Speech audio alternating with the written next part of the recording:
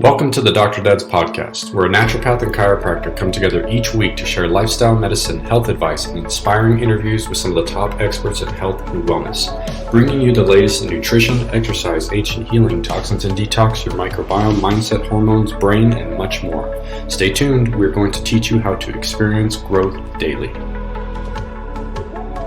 Hey everybody, this is Dr. David Wardy, and I'm here with my brother in wellness, my brother in health, Dr. Nick Jensen. Buddy, I miss you, man. I was thinking about this the other day, and I was like, yeah, we meet once a week. We had a 2-week hiatus, but I haven't chatted with you much, man. I know. And it's How's funny it going up north? It's good. I mean, we've been just being diligent little soldiers up here doing our thing, and but yeah, I feel the same way, man. We have so much to say before we get on these calls. It's kind of like we need more time just to connect. Yes. But we got an important topic today. Yeah, man, we were just talking. I can't believe we have not had this topic yet. We're on our 51st episode, everybody. Today we're going to talk about energy. And this is one of those top things that I think almost everybody that walks through our doors, or you talk to almost anybody that is struggling with their health, and energy is usually a component that plays a role here. Whether it's not a conscious thing and you think you still have energy, because we talk to plenty of those types of patients where after you actually get to talk to them, they realize, well, I guess I don't have that much energy. And then people that are just struggling, man, right? They're dragging all day. They're having trouble getting through a full day. They feel exhausted all the time. And so I think, there's a lot to talk about on this particular topic today. So let's break it up a little bit. Mm-hmm. And why don't we start with kind of what are the main systems or main things when it comes to our bodies that are causing, or where we need to look perhaps when we're having problems here. Let's start there. Does that sound good? Mm-hmm. Yeah, it totally sounds good. And you hit the nail on the head. It's part and parcel, I think, every single illness that will ever present itself, and I think, maybe even a good place to start is just our mindset around it, because most of us relate energy to being young. And there's this, I feel like there's this sickness in our culture that as we age, energy is supposed to go down. As we age, health goes down, quality of life goes down. It's a virtue of aging. It's like we've all bought into the belief system that energy is only available in youth. And I think it's a poison in our culture. I think that the more we buy into that, the more we believe it, and it becomes a reality for us. And then we're just living and expecting this lack of energy.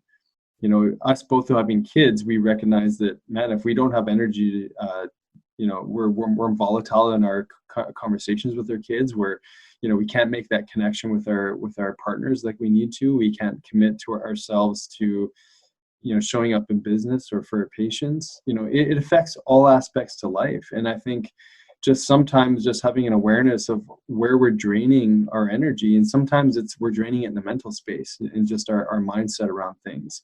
Our to-do lists are too big that we just kind of feel overwhelmed, and we don't get things done because we're stuck in this mindset, and that maybe we're not deserving of energy because we're getting older, or because of all these things, or there's a lot of obviously different ways to talk about this, but I think just kind of let's sort of fix that mindset around we don't deserve energy as we get older. I think that's an important place to start. Well, I like how you start with mindset, but even with our emotional health, right? If we're thinking negatively all day, we can literally be draining ourselves of our energy, right? We've talked about how powerful our thoughts are. We talk about Bruce Lipton all the time, and for everyone, again, the book is called The Biology of Belief, so check it out. But yeah, I'm glad you started there, because that's paradigm again, right? That's understanding that as we go through life, no, we're not supposed to just have less and less energy. But do we maybe have to work a little bit harder to maintain or optimize our energy levels? And I would say yes to that. So let's get into that mindset piece, man. So a lot of people think that, oh, I'm just getting older. But if you kind of look at that individual sometimes, and we kind of zoom in with our lens, we're going to see a lot of things with that individual, possibly why they're actually struggling. So I would actually start this conversation outside of just, like you're saying, this whole mindset of, yes, there is more energy there if you want it. and you just have to look in the right places. And I like to start with everyone's metabolism, man. Mhm. Like when you're kind of looking at the bigger picture, I think your metabolic health is one of those foundational pillars that it needs to be optimal for us to have good energy throughout the day. And a lot of people are upside down right there. I mean, if you ask me, like just in the US, we have a big problem with metabolic health. Mhm. And so we also have an energy crisis for people as well. So your metabolism plays a huge role into this. Our insulin sensitivity, our control of our blood sugar, which is going to impact our cortisol levels and have an effect there just from baseline type stuff. So this is how we eat, everybody. It's how often we eat. This is what you're eating, right? These are all playing a massive role into what we're doing every day. And we can actually sabotage this based off our habits and our behaviors throughout the day. So true, and you know, we're not collectively aware of where to look at where we're draining our energy, right? Because that's a big part of this metabolic picture. Because most of us have been taught to eat every few hours, and you know, your energy comes from food. We even look at food, we call it fuel. You know, we relate to that in such a funny way. It's like, you know, filling your car up with gas. You know, however, your engine can be totally busted in your car, and you can put more gas in your car. That's not going to do anything for you. You know, it's the same kind of analogy when it comes to your body. It's like, how is the machinery of the body operating, and is there rust building up on your engine? You know, that could be inflammation in your body. Or is there, you know, do you need an oil change? You know, which could be like, maybe you need a fast and just, you know, just clear the system a little bit. But I think if we stop looking at food as fuel and start to understand that it's actually a communication tool to communicate effectively to ourselves and our body or not, and you know, that would evolve more into, you know, the toxins that are getting into our body that are shutting down our metabolic processes, from, you know, the Axe spray that I used to wear when I was in college, or like, you know, the Glade air fresheners, or you know, the toxic things in our environment, to the things that get put onto our food, and you know, so on and so forth. So we're conditioned by our environment constantly, and we have to shine a light on the things that are not working well for our body's engine. And we have to, I think, go beyond looking at food as fuel. Well, and having awareness there, I like the way you put it as communication, because it literally is, right? Like your body's recognizing things as either natural or foreign or processed or synthetic the moment you put it in your mouth. And we talked about that on one of our one of our podcasts, right? We were talking about how our gut literally has to figure out, well, what is this first? Mm-hmm. And then after those bacteria understand what it is, then that process of breaking it down and trying to, you know, make energy from that. And then we've had talks about vagus nerve tone, about, well, you could be eating perfectly healthy and all the right things, but if you're stuck in this fight or flight mode, you're actually not digesting and assimilate things. So you may be eating all the right things, but your engine isn't able to break it down efficiently to utilize that to make energy to give it to us. So yeah, I mean, oh man, this is one of those fun rabbit holes we could go down forever. But yeah, man, I mean, let's just start there with metabolism. Everybody, it's not just what you're eating, but it's how often you're eating, like Nick is saying. You know, there was a doc, I can't remember which doc it was, but he gave that funny analogy of, well, plants need water, but if you overwater them, they die, right? And this is no different with food. Some people are actually dragging ass all day because they eat too damn much. And so I like that analogy of the whole, you can overwater a plant and kill it, but you know, water is good for it. It's one of the needs it needs. But that's another big piece, man, is people need to start eating less often. You know, as we age, we don't have to eat as much. And, you know, I guess that's one principle I would agree with age, is we don't have to eat as much as we get older. Yeah. So, yeah, man, I mean, we could go a lot of ways, but metabolism, that's one of the first places you actually need to look. If you don't have good metabolic health, we have insulin resistance, you have poor blood sugar levels, fasted. If you can't get through an intermittent fast in the morning, you're probably struggling here a little bit. And this is something you're going to have to work on over time and rebuild your metabolism to help overall long-term with your energy. Yeah. So, and I think it'd be good to even sort of relate that to some of the typical energy producing organs or glands in the body. So we've got the thyroid gland, right? Yep. And we've got the adrenal glands.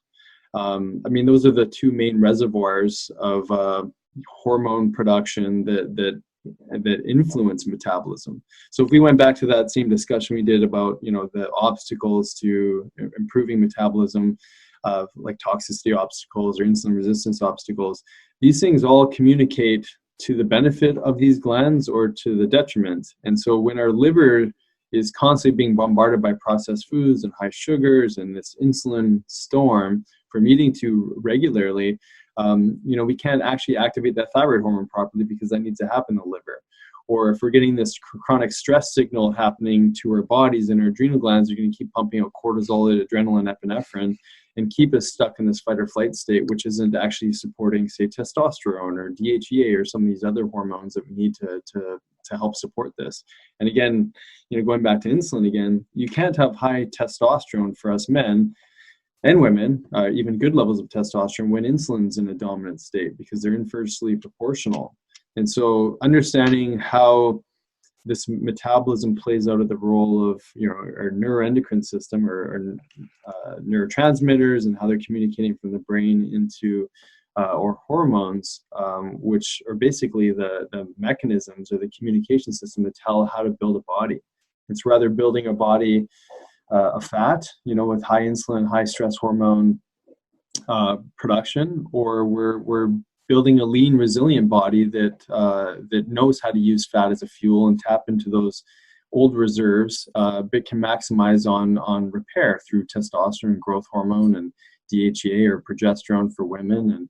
And so it's this beautiful symphony of all these different players that are, again, responding to the communication of the food that goes into our body and the toxins, and which then plays out to the microbiome and whatnot. So it's a fascinating, you know, again, like sort of orchestra. It's a fascinating dance between all these different things. And because how many people do you see, David, that come in with weight loss resistance and that obstacle to metabolism? It's so common, man. And that's the big conversation I have with everybody at the front end is if we're having an issue with energy, if we're having an issue with blood sugar, then that's why we're having problems. That's why we're not losing weight. That's why we're stuck, right? And I like how you took it back to making that kind of a root for all this glandular function, right? And detox capacity in the nervous system, because you look at how, you know, like the HPA axis and how cortisol plays into this and our steroidal hormone pathways. And we have these root pillars that people don't understand. Like if you don't have your foundations, none of this other stuff works. Mm-hmm. So you can end up supplementing. Like let's talk about adrenals for a second here, man, because this is a hot topic with a lot of patients and doctors of, oh, well, you have adrenal fatigue or you're an adrenal insufficiency. So let's talk a little bit about what that means. And I want to really kind of talk about how that can somewhat be a dead end if you're just supplementing that and you're not actually getting upstream to the cause of that problem. Totally. Because this is a big one for people, man. Like, and I'm not going to lie, I was one of those practitioners probably about like, I don't know, maybe 6 years ago that I was just constantly throwing adrenal support at people. I was constantly throwing glandulars at people that were showing low deficient levels of cortisol. We were doing testing in-house, doing, you know, saliva testing, looking at HPA axis and, you know, those cortisol responses throughout the day. And I was supplementing these people. They were doing amazing when they're on the supplements. They felt a lot better. But the moment you take any of these people off those supplements and they just bottom right back out. Mm-hmm. So for me, that wasn't good enough. And I was like, there's got to be something else. And that kind of took me upstream, starting to look more at the brain and the nervous system and the pituitary's role in this and the thyroid and some of these other things. And the big thing I want people to understand is there is such thing as adrenal fatigue. There is. But that's usually not where the problem is. That's the effect of a bigger issue. So one of the things I explain to people is our adrenals are kind of like the fire, and our thyroid regulates the fire. You know, our thyroid hormone, and you could probably help me on the pathways here, Nick, is what has to metabolize this cortisone and cortisol that we're producing.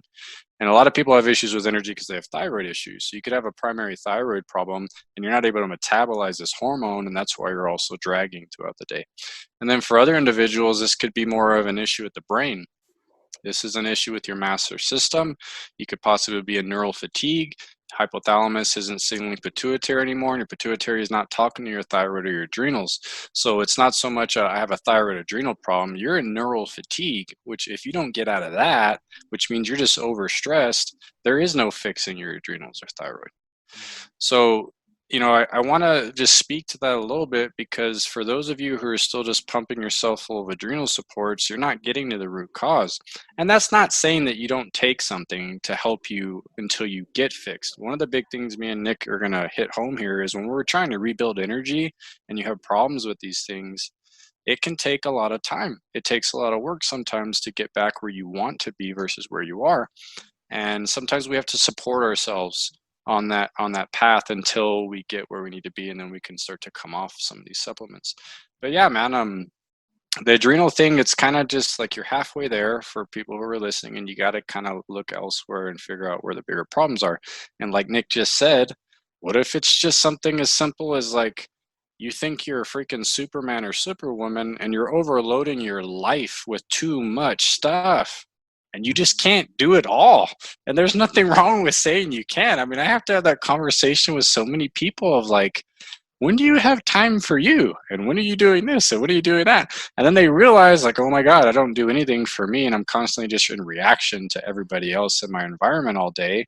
And it's kind of like running a car at 100 miles an hour and you never hit the brakes. The car is going to eventually start to wear out too. So for those of you who are listening, that sometimes is the problem. We're kind of just self-sabotaging ourselves because we got too much on our plate.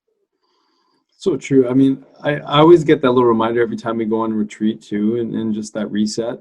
Even you chiseled out like crazy. I remember at men's camp, and men's camp is a bit of a boot camp too, but really we were working on the nervous system and just calming everything down and getting into states of, bliss and just basically resetting your nervous system. And so, understanding the role of de-stressing, and most of us have no clue on how to do that.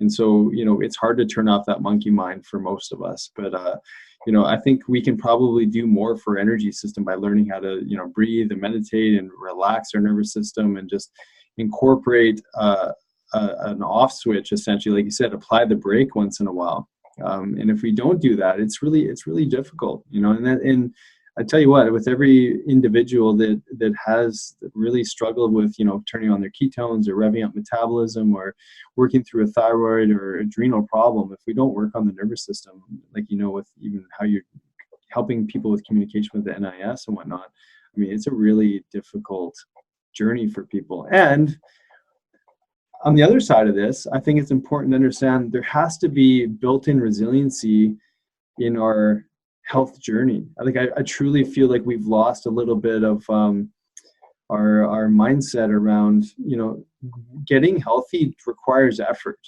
and energy only shows up in your life when you're putting the work in order to develop energy. We're going to talk about the mitochondria in a little bit more detail in a bit too, but understanding that we actually have to apply some healthy stressors to the body in order to elicit an adaptation process, a response.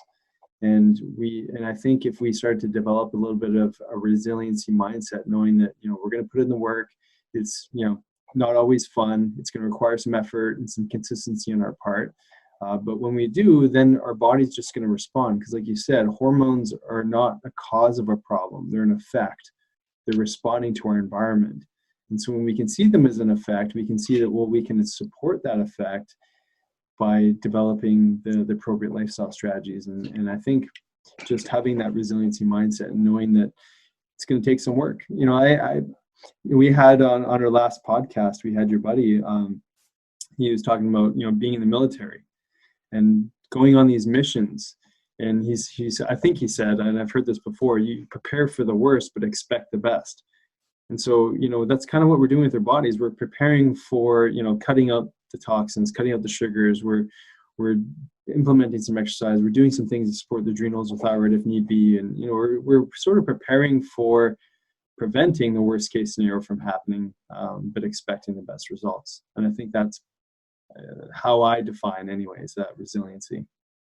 Well, and to speak to the hormones, I love what you're saying, man. Everybody, you're creating what hormones are basically cascading through your system. And kind of like Nick was talking at the front end about this mindset, and what he's talking about, this resiliency and mindset.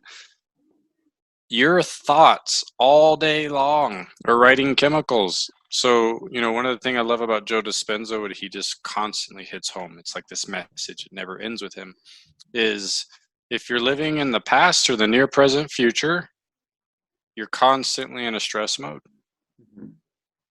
Your body can't tell the difference. It's just reliving past stress. But when we're living in creation, and when we have that coherence of mind and heart and everything's where it needs to be, we literally are writing a repairing, healing type of hormone cascade. It's a completely different kind of chemical mixture that runs downstream to our body. So, I mean, I love it, man. Just starting with the whole master system of this like neural fatigue. I mean, we can be creating this problem. And then, then you get metabolism and you have our glandular function. All these things keep coming after that. So real quick, man, what would you say just for some of our listeners or some tests they could just start running right off the bat if they're struggling with some of these things? Just if they went to one of their docs, what could they run right now? Yeah, that's a great question. I mean, I usually get most of our patients to run something called a lifestyle, that we coin a lifestyle panel, which looks at, inflammatory markers. It looks at, just B12, vitamin D, cholesterol levels, homocysteine, which is a detoxification marker, and methylation marker, just basic white blood cells, red blood cells too, to see if, maybe the body's working on a chronic infection or something, or maybe there's anemia, looking at ferritin. And ferritin's a really interesting one that I've been doing a little bit more deep diving into, and because we have this seemingly anemic population of massive what seems to be iron deficiency, and I've heard some literature recently on just how that can be more connected to other minerals as a deficiency, and not actually being able to utilize our iron effectively. So there's a whole, I think, mystery and a mistreatment in the world of iron, which again tied to energy for sure. So that's a good one to look at. Uric acid levels, again, looking at acidity and inflammation.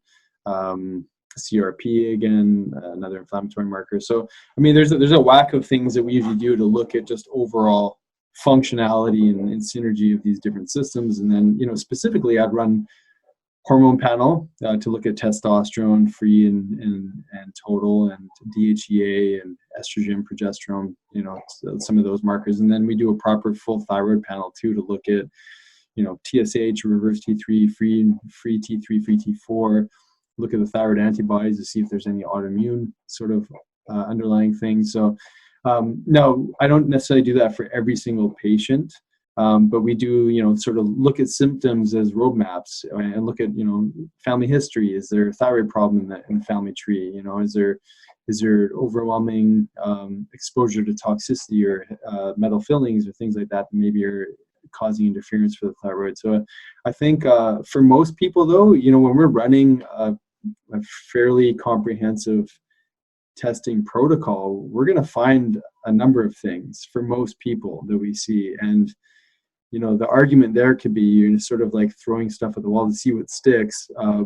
And sometimes we're surprised because you wouldn't expect maybe that some of these markers might be out of range, but in fact they are. And so, I think as practitioners, I mean, we both do this. We use our consultation as best we can to assess, and then at the same time, have some of these basic testing tools that can be super valuable to find out, inflammation, metabolic stress, et cetera, et cetera.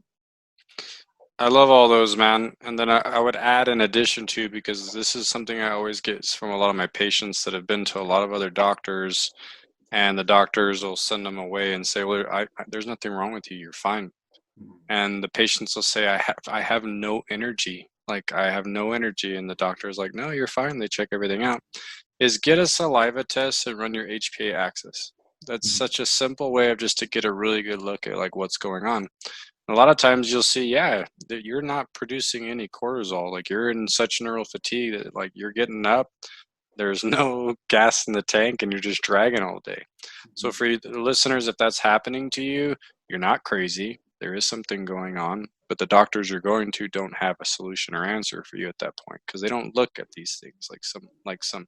Not all docs are looking at the same thing either. Like Nick is saying, he runs certain things, I run certain things, but at the end of the day, you just got to try to look in the right places. And yeah, we have to test. You can't guess. You have to test. Yeah. So yeah, man, I think that'll take us into the cell, because you're talking about some inflammatory markers, and let's get into the mitochondria and toxicity. And let's just talk about how, again, just zooming in, looking at the engine of the cell and what that actually tells us about energy. Totally. Well, I mean, one of the tests that we also run a lot of is organic acid tests, which look at metabolites for, let's say, infections, or looks at neurotransmitters, looks at certain vitamins and minerals, and it looks at amino acids and things like that, and glutathione and intracellular antioxidants. So when I think of like the toxic world that we live in, unfortunately, man-made toxins, we get really depleted in some of our core intracellular communication systems or antioxidant systems, and glutathione is one of those key indicators.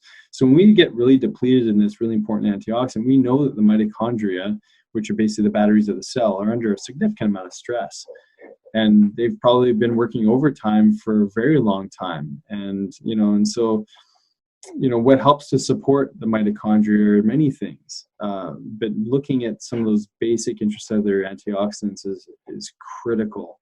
And this gets into, we could talk about ketone production and being a sugar burner, but we have to remember too that all your hormones, they actually operate and they communicate directly to the mitochondria. So something we used to treat for a while was doing bioidentical hormones. So people would come in and low energy, weight gain, fatigue, poor sleep, and whatnot, and everything was, let's just give them some hormones. So let's just drive up hormone function to get more of that hormone into the blood, which hopefully enough of that hormone will get into the cell and communicate to the mitochondrial membrane. And for some people, it worked really great. But again, it's kind of like giving adrenal support. You're good when you're on it. And then what? You come off of it and it's kind of back to normal. And so we don't want to just, ramp up the vitamins or the minerals or the hormones or things. We kind of have to do everything all together cohesively, and we have to take away enough of those stressors so the mitochondria can work properly, because we know some of those heavy metals, it could be lead, mercury, or cadmium, arsenic, aluminum, they actually embed themselves again into the mitochondrial membranes. Toxins move into fat. And so they'll disrupt the communication on the outer cell membrane, but then they also disrupt the communication on the inner cell membrane. And while they're there, they're kicking out our essential minerals, which help the whole mitochondria do its job. We need the magnesium and the calcium and the silica and the copper and manganese and all these little micro minerals to make the Krebs cycle and the mitochondrial function happen. So there's so many different factors, and I find it fascinating to dive into these things. But when we're going back to the organic acid test, most people have amino acid deficiencies. Most people have B vitamin deficiencies. Again, different for everybody. Most people have mineral deficiencies. And all these little cofactors are needed in our energy producing centers of the body, which is the Krebs cycle and the electron transport chain. And guess what? All of those things are oxygen dependent. So if we're not breathing properly too and not oxygenating the tissues, we're going to have poor mitochondrial function. So there's a bit of a rant on a bunch of different components, but I think, breaking it down to some of our simplistic pieces that just, drive that engine or actually become the hardware of the engine essentially. And then how we fuel through the ketones or sugars, I think is that next step. Well, and everyone who's listening, your mitochondria are the engines of your cells. And remember, we're nothing more than 70 trillion cells. These are like little batteries. These are what keep you alive. This is why you're alive right now and breathing. And what Nick is speaking to is huge. I mean, when you're having health issues, especially energy, you have to zoom in to the mitochondria and look to see where the problem is at that level of your body, because that's what's running the show. I mean, we talked about hormones earlier, and Nick's talking about toxicity and inflammation, all these things. And and our body's ability to function properly. And when we have this toxic load hitting us all the time, it's going to throw your hormones off, right? There's adaptations, like Nick's saying, in the cell. It affects the toxic levels in the cell. It affects our like you're saying, our vitamin and mineral ratios and things like that. So, we can take this stuff all the way back to really just, again, testing. And we talk about this all the time, man. We're always looking for toxicity. We're always doing markers to check for toxicity in people. That's one of the main things we check on everybody. And the reason is, like Nick said, we live in a toxic world. Even if you're eating really clean and you're trying to do all the right things, you're still getting hit all the time. Even why it's even more so, it's so much more important now to live a lifestyle where you're reducing that toxic load. Because, I mean, if I think of interferences for energy, man, I would probably say it's on the top of the list. Just toxicity. No doubt. People could just start there and start reducing their toxic load in their diet, at home, in their environment, what they put on their skin, and immediately you would probably see changes in energy just from changing that. Yeah. Because it's just going to trickle its way down. The ripple effect gets all the way down to the cell, and there's going to be a little bit of ease coming up off the body when you lower that load. And then, of course, we need to detox if we're already toxic, but just, changing your environment is going to make a big change there. Well, I think another thing to comment on too is just mitochondrial numbers. Like if we use the gas tank analogy again, and you just kept dumping more and more gas in your car, eventually the gas tank would fill up and it would spill out. So obviously our cars don't have a capacity to increase the size of the gas tank. It's sort of, there's a limit.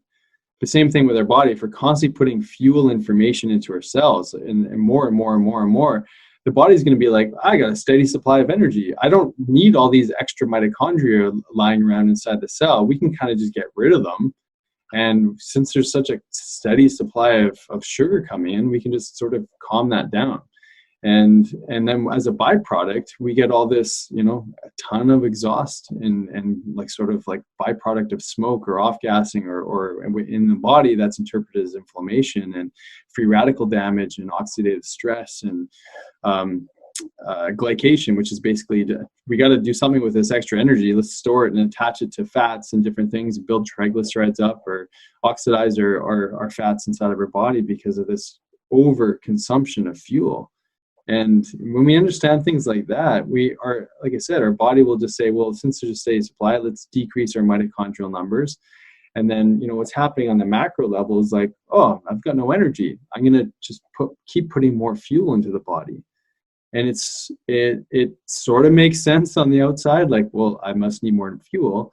But really what's happening metabolically inside the body or biochemically is that our cells don't have to work as hard. So let's talk about adaptation at the level of the mitochondria to apply certain stresses in order to build those mitochondrial numbers again in the body.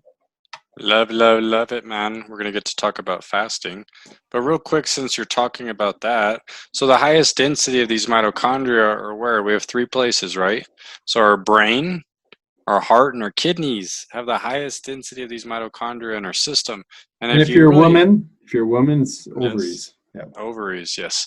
So, but I mean, think about this for a second, man. Those are some pretty damn important organs, right? I mean, our brain, the heart. Okay, the heart's probably one of the hardest working muscles in the entire body, right? Yeah. And it's just full of mitochondria. And then kidneys are working all day long to clean us out, to filter all the crap out of our system, right? So these are major organs. So like when Nick's speaking to you, eat too much and all of a sudden your body doesn't have to adapt anymore. And then it's going to say, okay, well, what can I start adjusting here? Because I got plenty of energy here. It's not, so we're going to have this massive, like Nick is saying, decrease in mitochondria from overeating and eating too often. And it's kind of counterintuitive. Yes, I know.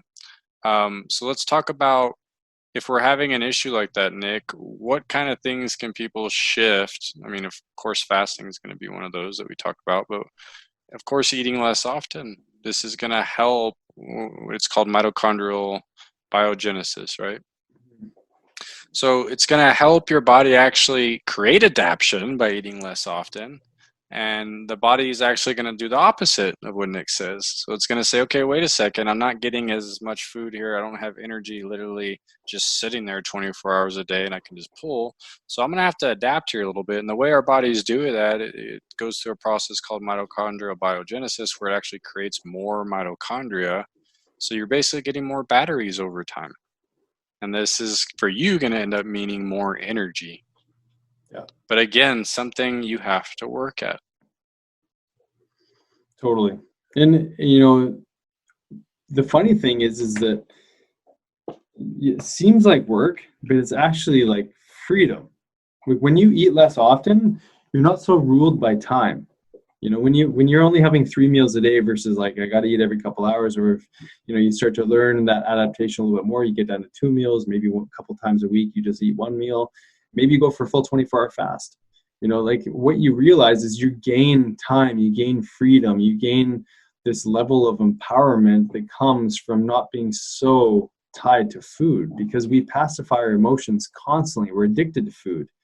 And so we have to sort of release that trauma of the over fuel consumption with nowhere to put that fuel, the decreased quality and functioning and numbers of our mitochondria as a result of our lifestyle practices, and then realize that actually it's so much easier once you've learned that adaptation. However, like we said, it does take a bit of work. You have to deconstruct, you know, our food addiction. We have to deconstruct what it means to be healthy and how many times we need to eat. And, you know, all we have to do is take a look and see that, you know, chronic illness is on the rise. There's nothing actually that we've done collectively to slow things down. And, you know, for all our, you know, advancements in technology and, you know, whatever kind of strategies are being implemented in conventional medicine, it's not working. And so we have to start to take the power back, and we have to do some of the work. We have to encourage these physiological adaptation processes within, in order to not be tied to a healthcare system that's obviously not serving us. And I think it's important because, you know, how many people are on medications? Like, we sometimes see patients that come in, they're on like 5, 6, 7 different medications, and their chief complaint is low energy. You know, it's like, well, how could your body actually perform better when you're on so many things that are causing it to slow down? You know, so we have to change what we're doing. Well, and just to speak a little bit more to what you just said, the body needs energy, everyone, to run itself all day long with just basic things that it has to do. And if you're already waking up and you can tell me your battery's at 50% or less, you're probably not going to feel real good, and you're going to have other problems with the system. So like Nick's saying is, like, what are you doing right now that's already taxing that energy? And most of the time it's starting with what you're doing. Mm-hmm. And like Nick's saying, there is no pill, there is no magic pill, there is no, you know, it's not going to come in a spoonful of medicine to help you fix this. This means making changes with what you're doing and creating healing over time through adaptation. And like Nick's saying, it is freedom, especially with something as simple as just eating. If it, like Nick's saying, if it's the other way around for you and you're a slave to food all day, then you're already upside down. And there's things that need to change in your life to have improvements there. Yeah. I wanted to read something after you said that. So B.J. Palmer said this. This is the son of the guy who discovered chiropractic, D.D. Palmer. And he says, "Have you more faith in a spoonful of medicine than in the power that animates the living world?"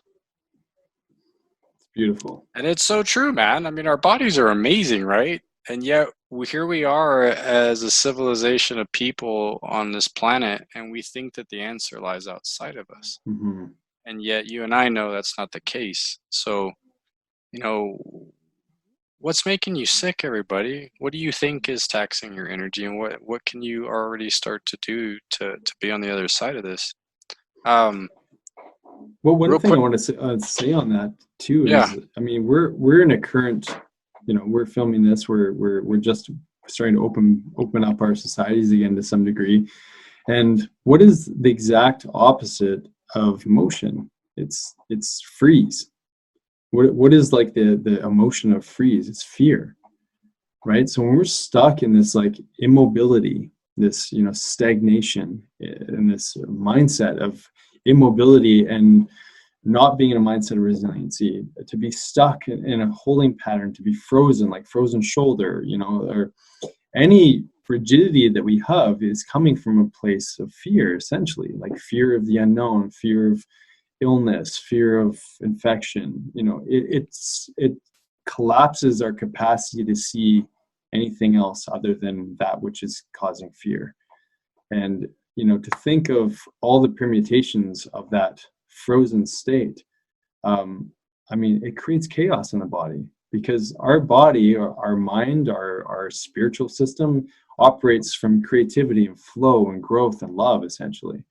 So when we're stuck in that pathology of being stuck and frozen in fear, nothing positive can come from that. There's no system in our body that will actually be in elevation as a result of being stuck in panic and fear.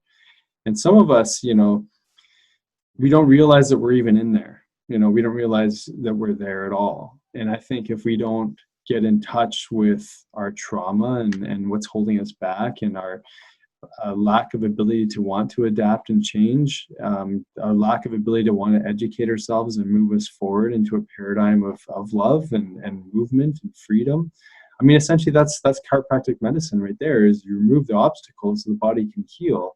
And if you take it to the level of the nervous system, that fear is like that obstruction. It's like a subluxation. So dive into that piece, man, because I know that you're really determined. Yes, man. Well, I wanted to, let's dive into that, but real quick, because I love to hear you talk about this, and we're still talking about mitochondria. I want to talk about exercise real quick. Yeah. When we have people in these situations with energy issues, and then we get the classic, hey, I'll exercise and I feel worse afterwards. Like I get massively drained afterwards. So I just wanted to bring that up, because I like talking about exercise, of how this can be a good stress or a bad stress on our bodies. And if you're already an individual that's struggling with energy, and just even talking to mitochondria again, like Nick was talking about, a lot of times these batteries are depleted. All these batteries in your cells are depleted, or you're deficient, like Nick's saying, and you've eaten too much and your body just basically started to shave down a little bit. But if you're feeling worse after you do exercise, so let's say you go to the gym and you hit a circuit at the gym and you're doing machines and you feel worse afterwards. Well, the intensity was probably too high and you were probably doing the wrong type of exercise. So if you're feeling worse, you need to do other exercises that are actually helping improve stress levels, which can be things like a walk or a hike or a chill yoga class, something that's a little bit more relaxed, a little bit more low to moderate type intensity. And then when you're feeling better and we're getting some healing and the energy's coming up, it's going to help to do maybe some like high intensity hit type stuff. But exercise is going to be dependent on where you're at. And in that point in time, it's either going to be a good stress or a bad stress. The goal with exercise is for it to always be a good stress, a eustress. But many people are actually creating distress with exercise. I can't tell you how many individuals I have that they still train 5 to 6 days a week. They basically go in and do whatever their trainer tells them to do that day. And then they'll come into me and they're like, well, I'm having all these energy problems. And so then I'll say, oh, well, why don't you just work out 3 to 4 days a week? And that's all they do. And they have more time for rest. And then all their health issues go away, man. Their energy comes up. They're feeling better. They're sleeping better. All these things get better. Why? Well, they were overtraining. Yeah.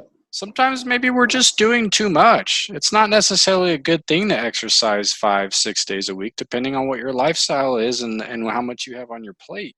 So speaking of this overall energy thing, you got to look at how you're exercising. And is that helping you, or is that actually part of the problem? And do you need to make some tweaks there? So I just wanted to hit that real quick. Do you have anything to say about exercise? Yeah, well, I'm glad you said that, because that's such a vital part. And I think the contrast to that is when people say, okay, well, when I've got more energy, then I'll exercise. And so, but I think how you laid it out, it's like, well, you just have to start somewhere. You have to pick something. It could be this, a yin yoga class or something super chill, but it has to be something. And we are built to move. So yeah, you don't have to do the HIIT style training every single day.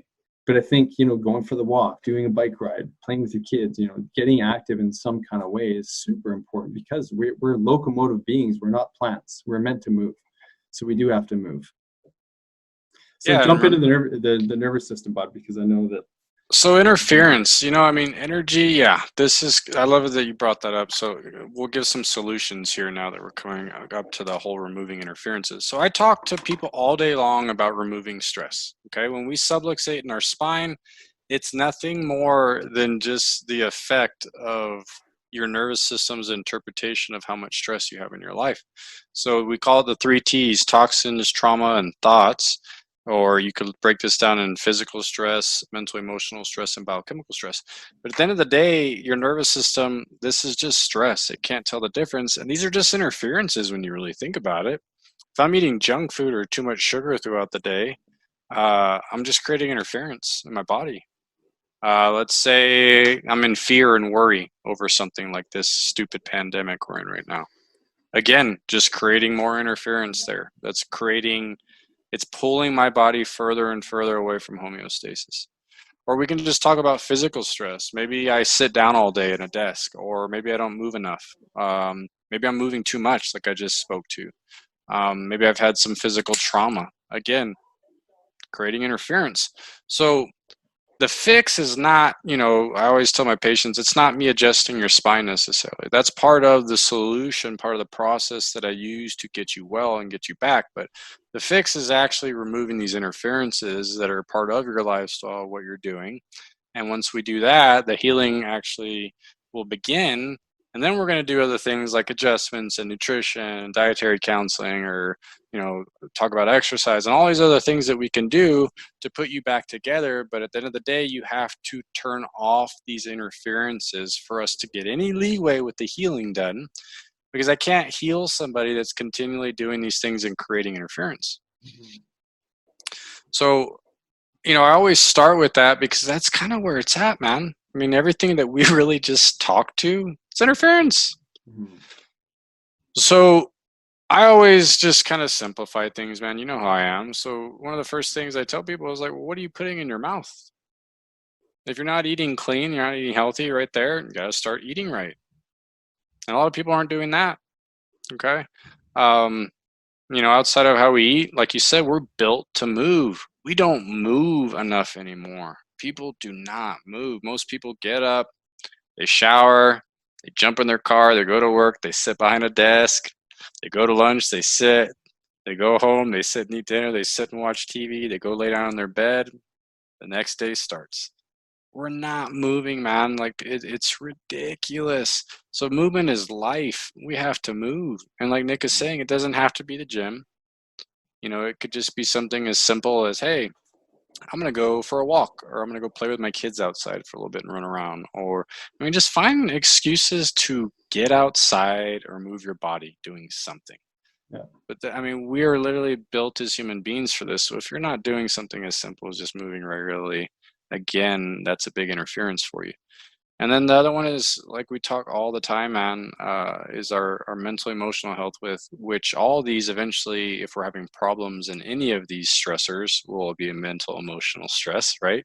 So they all kind of piggyback back to mental emotional stress. So like if we're tired all the time, we're going to get depressed and we're going to be down on ourselves because we have no energy and I can't do this and I don't feel like doing this. And then it becomes worry. And then I get worried. Well, why don't I have energy? And then I start to get scared. Is something wrong with me?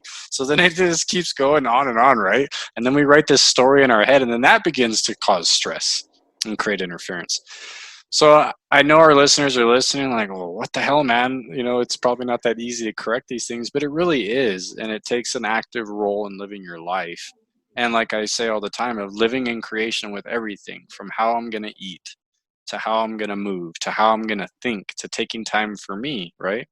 And almost anybody who is a lifetime chiropractic patient that understands these things understands how important it is to live a life like this, because this is how you self-heal. This is how you get your body to return back to homeostasis if it's not there. This is how this is, I think, just a great foundation of how so many people need to approach their health, really from a paradigm place, because that's where it starts. Totally. Well, that's why I think this conversation is so important, because people can usually sink their teeth into and have a subjective experience of changes in energy. And we can relate that totally to getting healthier. I mean, it's a byproduct of being healthy. If we're getting less and less energy, that's a byproduct of sickness. And so, I think we can all do a better job of taking responsibility and understanding that there's some pieces that we need to shine a light on. Because if you look again, all illnesses, cancer, it's a diversion of energy to anaerobic metabolism. Alzheimer's dementia, it's a decreased brain energy. Cardiovascular disease, we're shunting energy, we're challenged with energy. Let's say it's atherosclerosis. We're compressing our energy, we're squashing it. It's affecting our lung function. So at the end of the day, energy again is a byproduct of being healthy. And so let's give them some home play then. Like, what's a good place for people to start? And how do they shine the light on that? And we gave lots of tools, but maybe what's the first So before home play, let's give them a self way to assess. And I actually got this from Caitlin from Dr. Zazowski. So I use this with my patients now, and this is the question I ask really to kind of gauge your energy. So we all have cell phones. We plug them in before we go to bed. We recharge our batteries for the next day, and we expect that battery to say 100%. So if you were a cell phone and you were plugging yourself in every night and you're waking up in the morning, what is your battery percentage saying? Is it saying 100%? Is it saying 80%? Is it 50? Is it 30? Where are you at? And on average, where would you say that battery looks like throughout the day? Because if it is low, if you're not, at least I would say 80 to 100% pretty regularly, then there's some issues there. And that means that you can start looking into some of these things that me and Nick spoke to today and start making some changes. And I think the home play needs to really probably start with what interferences can you already start removing that you think may be playing into why you don't have energy. So just start with the 3 T's. I mean, it's kind of like a blueprint, right? Look at your physical stress on your body. Are you someone who exercises a lot? Are you overtraining? Stress plus rest equals growth. Maybe you just need to have a couple more rest days. Go outside of exercise. Are we eating right? How much junk is in your diet? Look at your toxic load in your diet. That's what you're putting in your mouth. Are you eating real food? Let's just keep it simple. And then on the other piece, I'll let you take that one, Nick. What would you give them for the mental emotional health piece that they can maybe start looking at? Well, I send a lot of my patients over to read a book called Letting Go. It's written by Dr. David Hawkins. And I think it's a powerful, simple tool. It's just literally changing the reference point for how we're doing based on our thoughts and putting them into our feelings.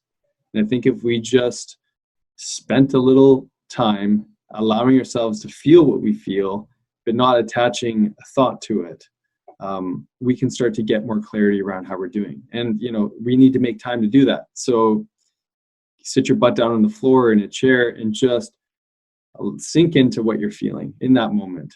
And then maybe as you start to develop this practice a little bit more, it can sort of happen organically, but maybe you can start to go into some of your old feelings of, shame, resentment, anger, frustration,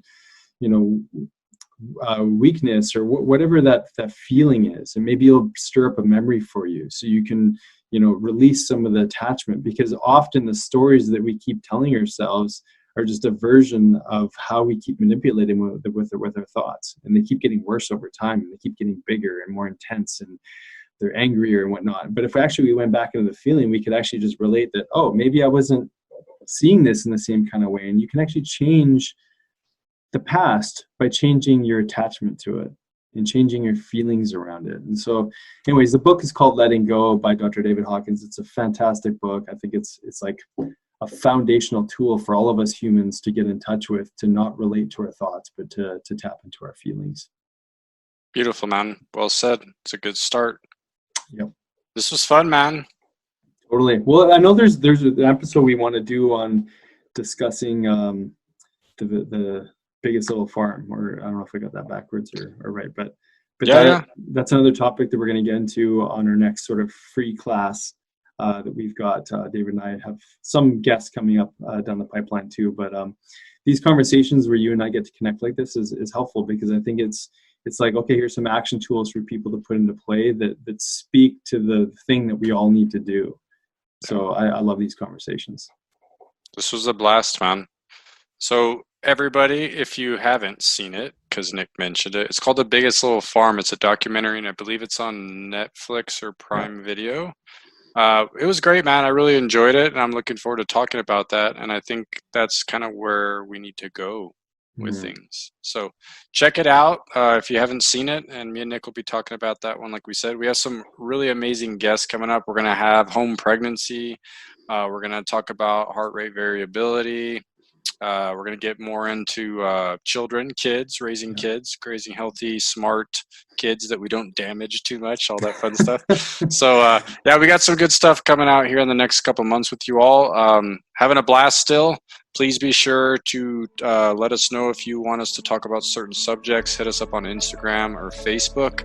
And please share our podcast with your friends and family. If you know somebody that maybe one of these episodes you hear could help, pass it along. I've actually had quite a few people come into the clinic lately because of that. So you could help somebody. Little do you know, just, kind of text messaging a friend or a family member, one of these episodes could change their life. So thank you all for listening, and have a blessed day. Cheers, guys. Thanks for listening. If you enjoyed today's podcast, please be sure to subscribe to the Dr. Dads and share with your family and friends. You can also follow and interact with Dr. Nick and Dr. David on Facebook and Instagram for a daily dose of inspiration and the latest in health and wellness. Be well.